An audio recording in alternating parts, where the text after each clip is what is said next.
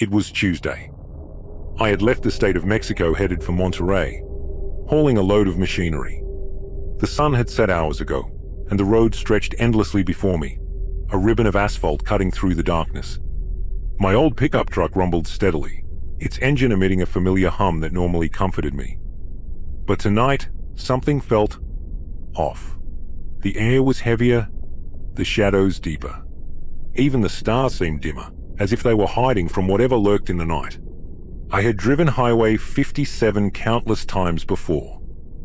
It was a route I knew like the back of my hand. But tonight, it felt different. The usual landmarks, gas stations, roadside shrines, the occasional truck stop seemed further away, as if the road itself had stretched and twisted into something unfamiliar. My radio, which had been playing a soft tune, suddenly crackled with static. I turned the dial, but there was no station. Just silence, interrupted by faint whispers that made me shudder. That's when I saw her. A lone figure walking along the side of the road. A woman. Tall, slender, in a white dress that shimmered faintly in the moonlight. Her high heels clicked against the asphalt, though the sound was muffled, distant. She didn't look like a local worker, or someone who had been in an accident. Her dress was too clean, too pristine for the dusty road, and her walk, it was slow, deliberate, almost floating. She didn't seem in a hurry or desperate, but as I passed her, she turned her head and looked me straight in the eyes. Her face, it was beautiful and pale, but there was something about her dark eyes, something that sent a chill down my spine. I thought about walking past, but something inside me, maybe my instinct to help, made me slow down and stop a few feet ahead. When I looked in the rearview mirror, she was already at the door. She hadn't run. There was no sound of heels hitting the asphalt. She was there, her hand resting on the handle. My heart was pounding. I rolled down the window a little. "Do you need help, miss?" She didn't answer right away. Then, in a low voice, she replied, "Thank you, yes. I need to get to San Luis Potosi." Her voice had something, echo-like, as if she was speaking from a faraway place. I swallowed and gestured for her to come in.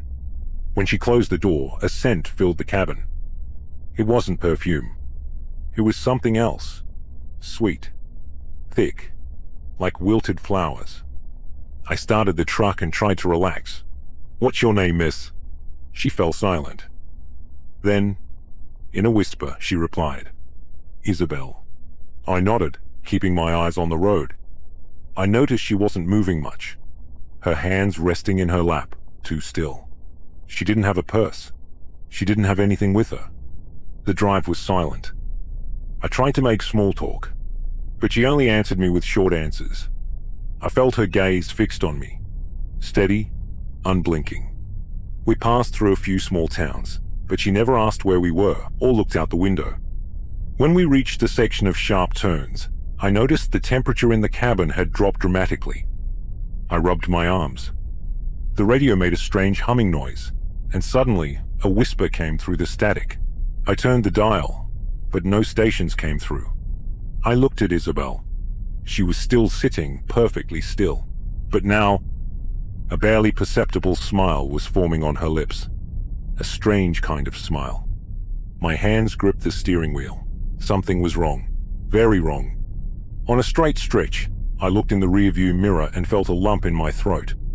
Isabel's reflection was blurry, like she wasn't really there. The air became thick. I tried to breathe deeply to stay calm. "Are you sure you're going to San Luis? There's a rest area up ahead where I can drop you off. You could take another ride." She didn't answer. She just turned her head toward me slowly, and I saw her. Her skin wasn't white anymore. It was grayish. Her eyes were sunken. Her mouth, a dark line. A shadow covered her face, like the light couldn't touch her. The truck lurched as I pulled on the steering wheel. My heart pounded in my chest. Cold sweat ran down my back. "Miss, I have to leave you here." She smiled. But it wasn't a human smile. It was something unnatural, something twisted, I looked back at the road just in time to see that we were approaching a dangerous curve. I slammed on the brakes and the truck skidded, tires screeching against the pavement. When I finally came to a complete stop, my breathing was erratic. I looked at the passenger seat. Empty. The door was still closed.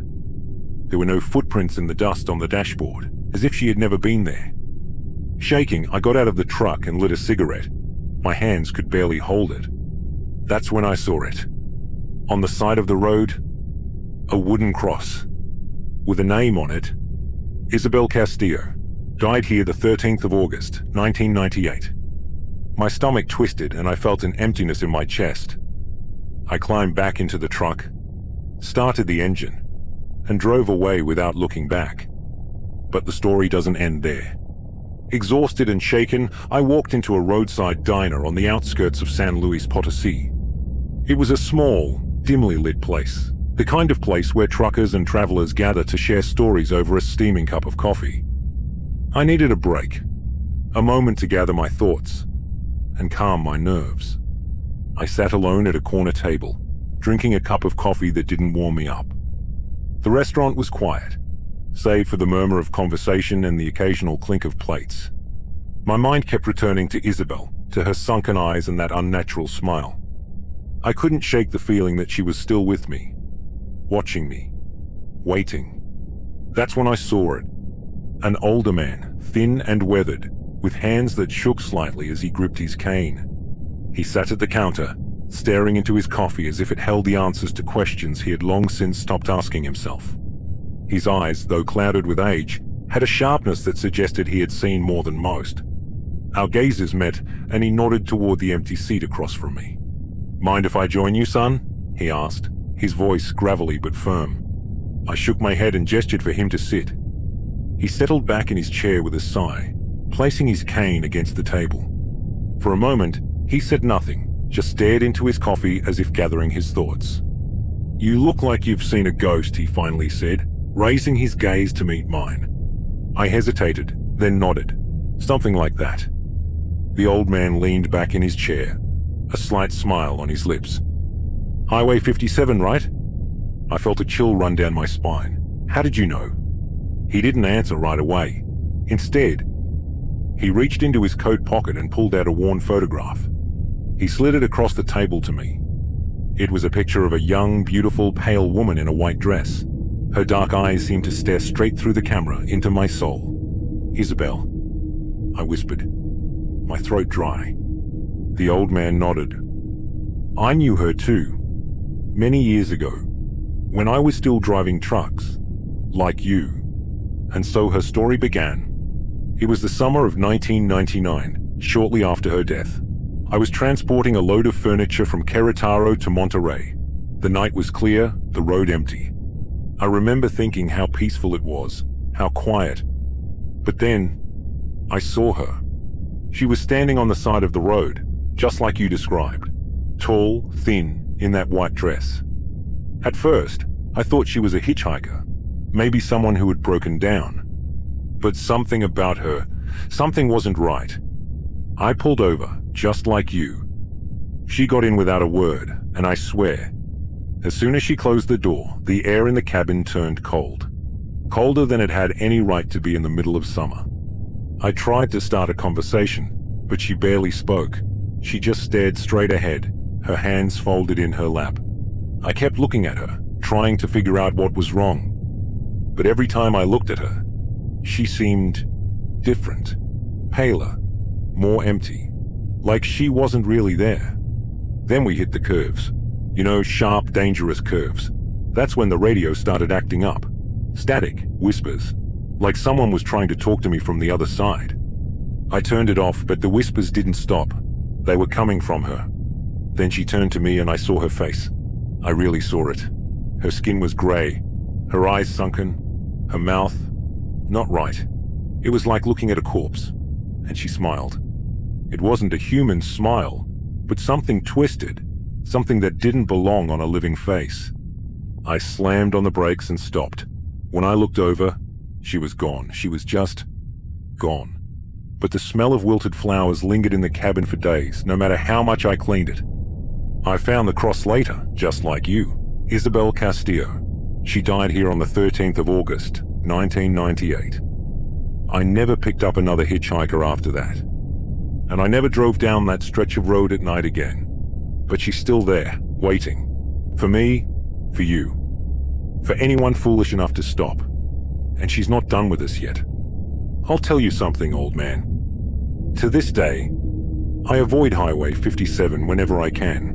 But sometimes, when the moon is full and the road is empty, I find myself driving down that cursed stretch. And I always see her Isabel standing by the roadside, her white dress glowing in the darkness. Waiting. But one thing is certain, the woman in white is real. And as I pass by that spot, I hear her voice, faint but clear, whispering through the static on my radio. Thank you, yes. I need to get to San Luis Potosi. Subscribe to our channel for more scary stories. We would love to read your comments. Which story